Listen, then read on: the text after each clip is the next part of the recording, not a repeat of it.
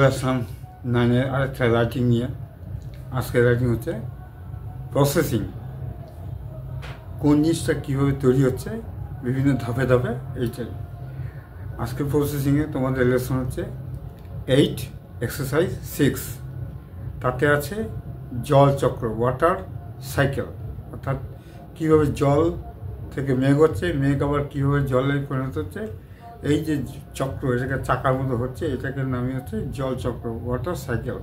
সমানস্ত করবো না, সামনে পরীক্ষা, আমি তারই এটা ছাড়ার চেষ্টা করছি। আমার সঙ্গে লেগে থাকো, পরবর্তী যাতে আরও তাদের কিছু দিতে পারি সেই জন্য আমি এটা শুরু করে দিচ্ছি। কেমন? ভিডিওটা স্কিপ করবে না, আমি আগেও বলছি এখনও বললাম। শুনতে থাকো, লেখাগুলো দেখতে থাকো, আর আমি যাই বলি সেটা মনে দেখতে মাথায় রাখো। তো শুরু করি।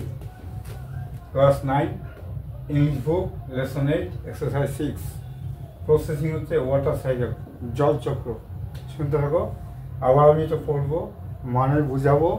এটা যে কিছু জটিল ওয়ার্ড আছে সেটার অর্থটা আমি লিখে দেবো। আর কি বলছি এর আগে ভিডিওতে যদি না শুনে থাকো, আমার আগের ভিডিওটা দেখবা। আগের ভিডিওতে যে বলা আছে কীভাবে রাইটিংগুলো অভ্যাস করা, সেটার থেকে দেখে নিবা। এখন ওগুলো বলতে গেলে আমরা সময় পাবো না, এখনও তো বলার সেই সময়টাও এখন নাই। The water cycle is an essential natural event. আমি এটার মানে আগে বলি, ফটো লিখাই দিব। এসেন্সিয়াল মানে প্রয়োজনীয়, ন্যাচারাল মানে প্রাকৃতিক, ইভেন্ট মানে ঘটনা। তা কি বুঝলা? The water cycle is an essential natural event. জল চক্র হলো একটি প্রয়োজনীয় প্রাকৃতিক ঘটনা। শুনেছো? It is happened through a number of process. It is happen অর্থাৎ এই যে জলচক্রের ঘটনাটা, এটা যে ঘটে থ্রু মধ্য দিয়ে, এ নাম্বার অফ প্রসেস কয়েকটি ধাপের মধ্য দিয়ে এই জলচক্রের ঘটনাটা ঘটে। The main player in this event is the sun. এই জলচক্রের ঘটনাতে যে প্রধান খেলোয়াড়, অর্থাৎ যাকে ছাড়া হবে না, সে হলো সূর্য। At first, water from various types of water bodies like sea, river, pond, etc. অর্থাৎ বিভিন্ন যে জলভাগগুলো রয়েছে, সমুদ্র, নদী, পুকুর, এই এখান থেকে এই সমস্ত অঞ্চলের জায়গার এই সমুদ্র, নদী, পুকুরের যে জল, সেই জল কি হয়? বাষ্পীভূত হয়। এই যে bodies at first of water like sea is evaporated. তো কী হলো? at first, সর্বপ্রথমে water from various types of water bodies like sea, river, pond, etc. is evaporated by the heat of the sun. সর্বপ্রথমে বিভিন্ন প্রকার যে জলভাগ, সেই যেমন সমুদ্র, নদী, পুকুর ইত্যাদি, এই সেখানকার জল সূর্যের তাপে, by the heat of the, সূর্যের তাপে বাষ্পীভূত হয়। Is evaporate. ভ্যাপার হচ্ছে বাষ্প, ভ্যাপোরেট হচ্ছে তোমার হচ্ছে বাষ্পীভূত। এভাপোরেট মানে বাষ্পীভূত করা। তাহলে সূর্যের তাপে বাষ্পীভূত হচ্ছে। দেন তারপরে ইট রাইজেস আপওয়ার্ড অ্যাজ ভেপার। তারপরে এরপরে কি হয়? যত বাষ্পীভূত হলো সেই বাষ্পটা উপরের দিকে উঠে যায়। রাইজেস, উপর দিকে উঠে, upward. As the vapour comes in contact with the dust. যেইমাত্র বাষ্প বাতাসের সাথে ধুলোবাড়ি আছে, সেই ধুলোবাড়ির সংস্পর্শে যখনই আসলো, ইট গেটস হেভিয়ার। হেভিয়েস্ট। তোমরা যদি ডিগ্রি পড়ে থাকো, যদি মনে থাকে তাহলে বুঝতে পারো। হেভি মানে ভারী, হেভিয়ার মানে আরও ভারী, হেভিয়েস্ট সবচেয়ে বেশি ভারী। যার গ্রামারটাও শিখাই দিলাম এর সাথে সাথে। It gets heavier and turn into clouds. অর্থাৎ যখনই নাকি সেই বাষ্প বাতাসের ধূলিকণার সংস্পর্শে আসে, কি হয়? সেই বাষ্পটা আরও ভারী হয় এবং কি টার্ন ইনটু ক্লাউডস, খণ্ড খণ্ড মেঘে পরিণত হয়। দেয়ার আফটার, তারপরে ইট গ্র্যাজুয়ালি মানে ক্রমাগত, গ্র্যাজুয়ালি বিকামস কুল, ধীরে ধীরে তার ঠান্ডা হয়। And condense in the sky, আকাশে ঘনীভূত হয়ে যায়। কনডেন্স মানে হচ্ছে ঘনীভূত, ঘন হয়ে যাওয়া। দেন তারপরে তার ক্লাউড বিকামস কুলেস। এটাও একটা ডিগ্রির মধ্যে পড়লো। তবে সেই যে কী হলো? মেঘ বিকামস কুলার, আরও ঠান্ডা হয়।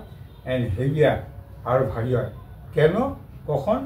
ফর্মিং ড্রপস ওয়াটার, যখন সেইটা অর্থাৎ যখন জলবিন্দু তৈরি হয়, জলবিন্দু গঠিত হয়, মানে গঠন, জলবিন্দু যখন গঠিত হয় তখন সেই মেঘটা কী হয়, আরও ঠান্ডা হয় এবং আরও ভারী হয়।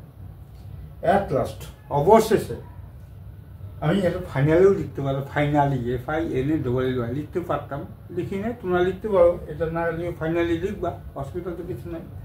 The cloud falls on the earth as raindrops for being unable to float in the sky. তাহলে অবশেষে সেই মেঘ falls on the earth as raindrops, অর্থাৎ বৃষ্টির বিন্দুরূপে পৃথিবীতে এসে পড়ে। কেন পড়ে? For having unable to float in the sky, float মানে ভেসে থাকা, অর্থাৎ তখন আকাশে আর ভেসে থাকতে পারে না, কারণ তখন ভারী হয়ে যায়। তাহলে এটা গেল হচ্ছে তোমাদের, এটা বঙ্গবন্ধু বললাম। তোমরা কী করবা, খাতায় লিখবা। আমি আর এই কথা আর বারবার বলবো না, দরকার হয় তোমরা, আমি আমার যে মূল কথাগুলো আমি আগের ভিডিওতে বলে দিছি, তাহলে তোমরা আগের ভিডিওটা দেখো। এখন আমি এইটার কত জটিল ওয়ার্ড আমি লিখে দিচ্ছি, কী লেখা আছে বেঙ্গলি মিনিং, যা বুঝালাম, কঠিন কঠিন ইংরেজি শব্দ, তার বাংলা অর্থ দিয়ে দিলাম। সবগুলো দরকার হবে না, কারণ ওগুলো অনেক তোমরা জানো। সেটা ইম্পর্টেন্ট, এসেনশিয়াল প্রয়োজনীয়, প্রসেস পদ্ধতি, ভ্যাপার বাষ্প, এভ্যাপোরেটেড বাষ্পীভূত, কন্ট্যাক্ট সংস্পর্শে আসা, কনডেন্স ঘনীভূত হওয়া অর্থাৎ ঘন হওয়া, কুলার কুলের জামিন আর কি বললাম, আরও ঠান্ডা, হেভিয়ার HAVIER হেভিয়ার আরও ভারী, ফ্লোট ভেসে থাকা, আনএবল অক্ষম, ড্রপ মানে বিন্দু, ড্রপ অফ ওয়াটার অর্থাৎ জলের বিন্দু, ঠিক আছে, ড্রপ অফ রেইন বৃষ্টির বিন্দু, ভেরিয়াস নানা রকম, গ্র্যাজুয়ালি ক্রমাগত, ঠিক আছে। এইভাবে প্রসেসিংটা আর কি, রাইটিংটা খাতা তুলবা, অর্থগুলো তুলবা। প্রসেসিংটা মুখস্থ করার আগে, অর্থাৎ বোঝার আগে অর্থগুলো মুখস্থ করে নিবা, বুঝে নিবা। আর বানান, তোমাদের বানান ম্যাক্সিমাম ভুল হওয়ার চান্স থাকে, কারণ কি তোমরা খালি পড়ে যাও, বানান দিকে ধ্যান দাও না, এটা কিন্তু মাথা রয়েছে। তো বানান এটা পড়ার পরে, তো মুখস্থ হওয়ার পরে তারপর তুমি প্রসেসিংটা পড়বা, তাহলে তোমাদের সব রকম সুবিধা হবে। আমার কথাগুলো শুনতে থাকো, লেখাগুলো বুঝতে থাকো, ভিডিওটা দেখতে থাকো, আর কিছু শিখতে থাকো।